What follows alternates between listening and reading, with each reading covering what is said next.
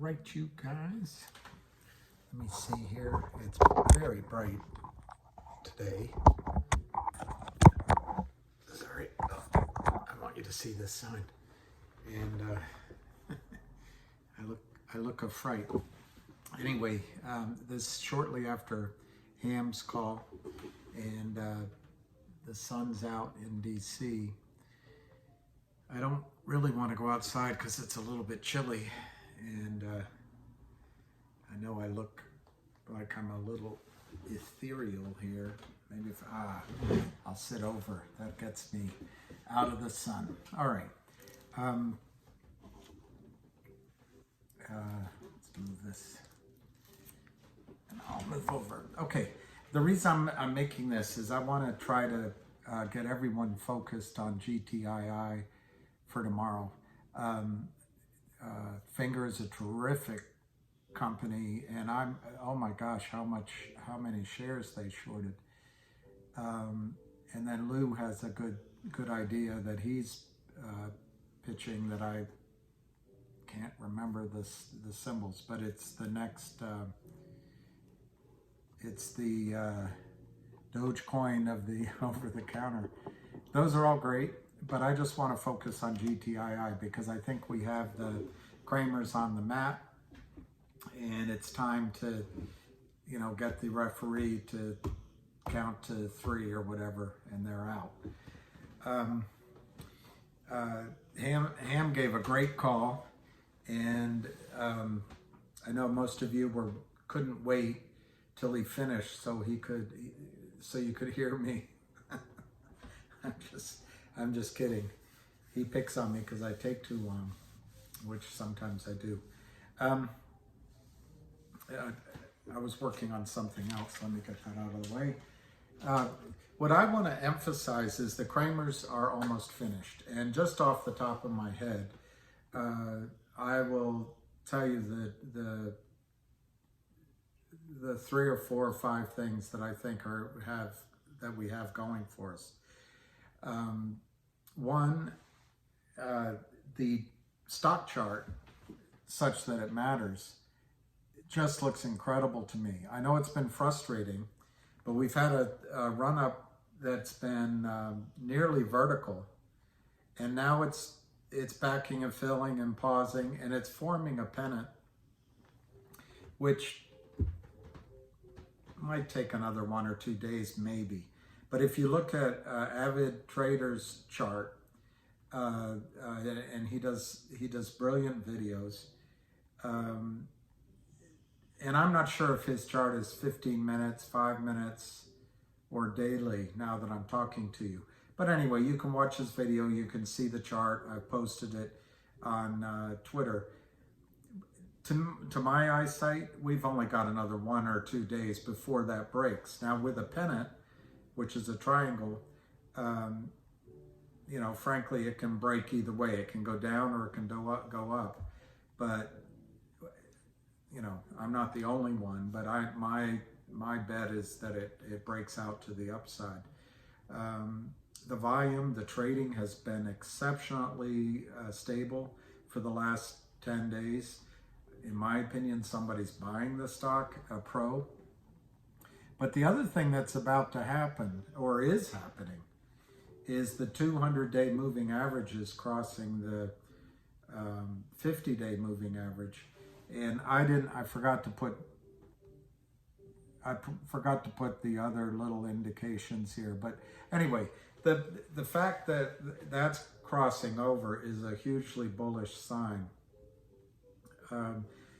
Now, Avid Trader gave the other day sort of breakout points of $5 in the short run. These are short run of $5.40 a share, and we closed at $5.25, I guess, on Friday.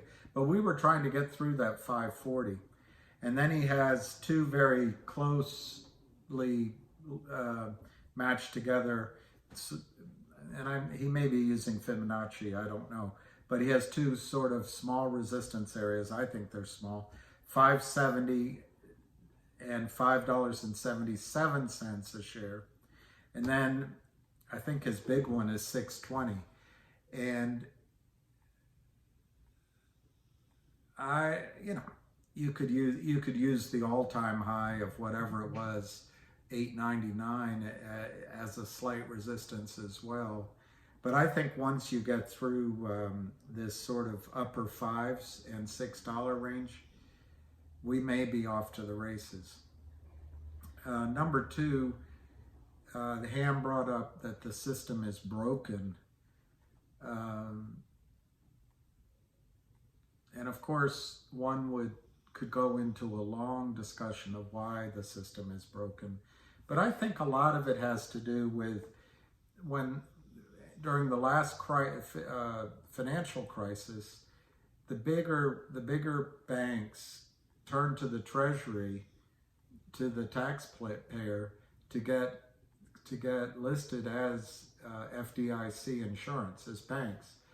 And it had started beforehand, but they were starting to move a lot of their hedge fund trading activities now, but their risk trading that was in-house out of the bank. And they set up hedge funds, they set up trading with their buddies. And so their big revenue, I'm sorry, I've been looking the wrong direction. I apologize for that. Their big revenue sources of commission, stock lending, and then the prop desks, proprietary trading. A lot of that went out of the bank. And you know what went out of the bank at the same time, I bet, is compliance, the supervisory controls may have gone out of these banks. Because by moving at arm's length, it was no longer their concern. But they're more than willing to take the profits from trading to the extent that fake shares become assets under management. They're glad to charge you a fee when you have money in their arms for management. They look the other way because there's these letters that allow, from lawyers, that allow the compliance desk say, oh, okay, I guess they are going to get the shares, so the failure to deliver will eventually be resolved. But then lending, whether it's real shares or fake shares, is just so profitable. I think that may be where the system's gone off the rails. The other thing, and I don't mean anything political by this at all, but it's the only analogy I can think of while I'm talking to you. And I'm a Democrat, so I'm not making any political statement, but a lot of liberals and Democrats are fighting the outright racism of the 50s and 60s, even the 70s. And as a party, we're still fighting that. But I think things have changed. I really do. And a lot of it very much for the better. There's still problems. But,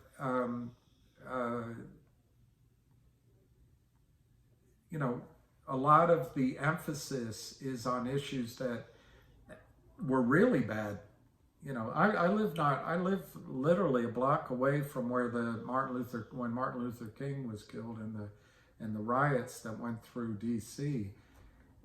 By the way, if any of you if you care about that, one of the greatest political speeches ever was given by Bobby Kennedy when he went into the inner city of Indianapolis against his advisors. And he gave the most incredible speech off the top of his head. And he read from, I can't pronounce it, Aeschylus, the Greek poet. Anyway, I won't bore you with it, but if you want to be truly motivated by someone who, as a white man, fought the civil rights. Anyway, the bottom line is Indianapolis is the only city that there weren't riots. It's pretty impressive. But anyway, I'm just very close to that. So I was young, but my point is that a lot of the emphasis now is back then. The South has people that still talk with an accent, maybe you can call them rednecks, but it's not the same vitriolic hatred and outright evil that happened under Bull Connor and all those guys. I'm not saying things are perfect.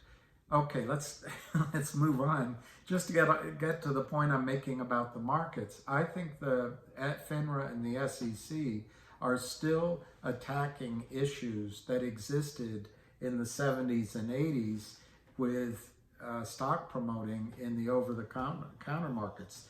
They're going after, to put it one way, they're going after shady CEOs, but they ignored the snake in the grass short sellers because they're not trained to look for that. But this has become a systematic threat. The greed and avarice on Wall Street and covering it up with legal letters and making settlements. I'm going to read you a settlement right now. They all know about it. And so when Ham says that the system is broken,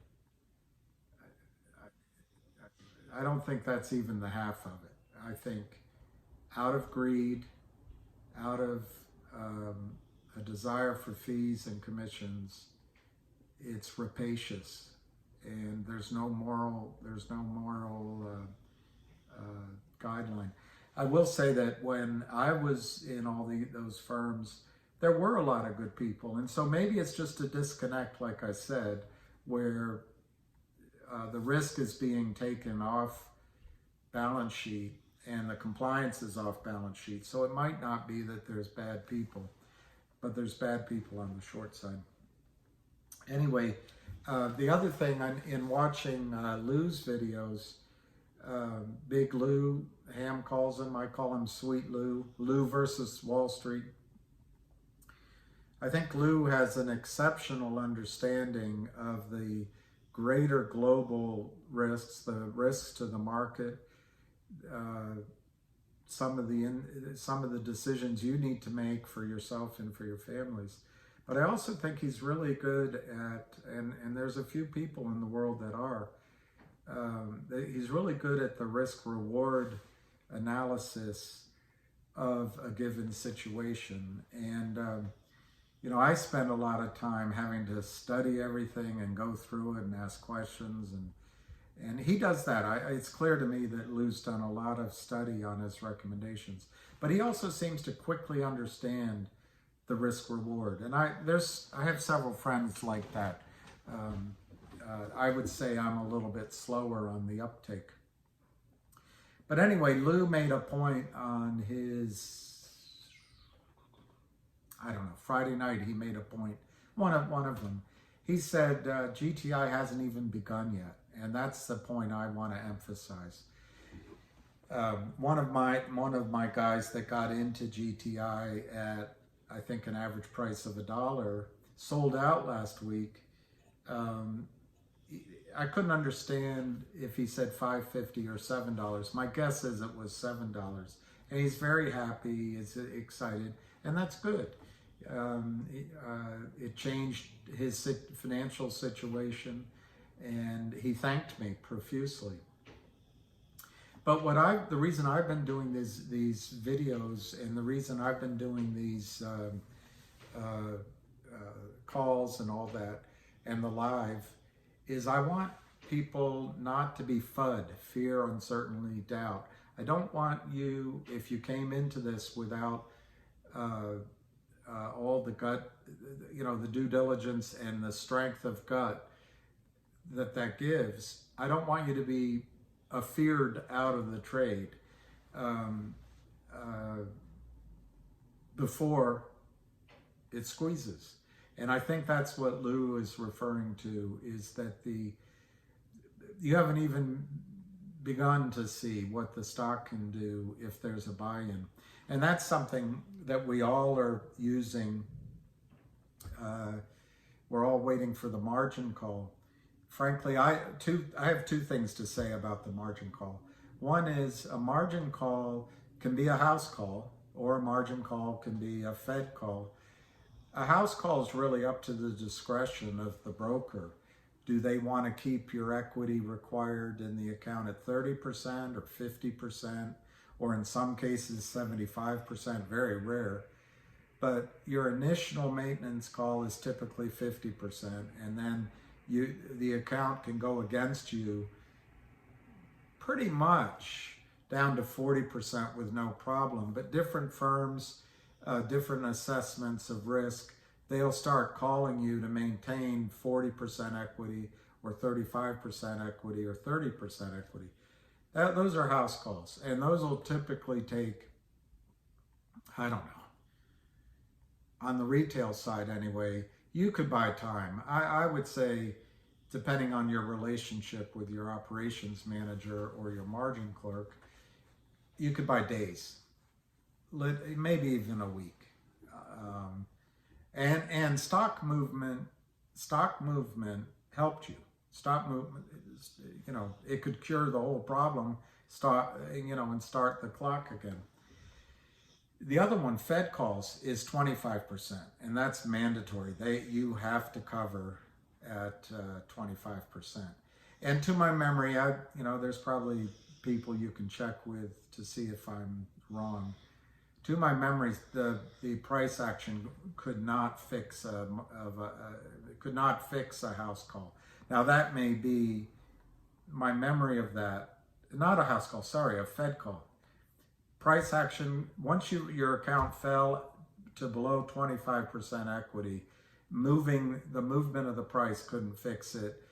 You had to bring in money or they're going to sell out. Now, obviously, the fact that the price moved in your favor, once you put money up, the ratios look a lot prettier.